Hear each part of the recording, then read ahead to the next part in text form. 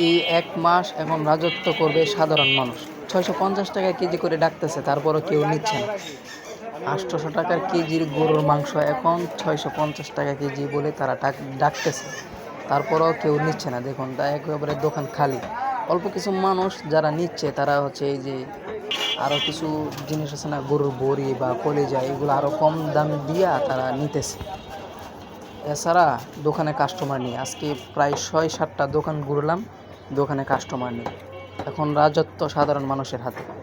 ৬৫০ টাকা, ৬৫০ টাকা, ৬৫০ টাকা, তারপরেও কোনো কাস্টমার নেই। হা হা হা। এরকম যদি সারা বছর হতো তাহলে তো ভালো হতো। কোনো দোকানদার আবার ৫০০ টাকা বলতেছে, কারণ হচ্ছে গোস্তগুলো নরম হয়ে গেছে, মানে অনেক দিন আগে। এখন তারা কী করবে? এখন ঈদের পরের দিন তো এগুলো ৩০০ টাকা দিলেও কেউ নেবে না। তো এই ১ মাস রাজত্ব করবো আমরা, তোমরা ৬০০ আর ৭০০ বলো, ১০০ টাকা কেজি হলে চিন্তা ভাবনা করবো নেওয়ার জন্য। আপনারা কি বলেন?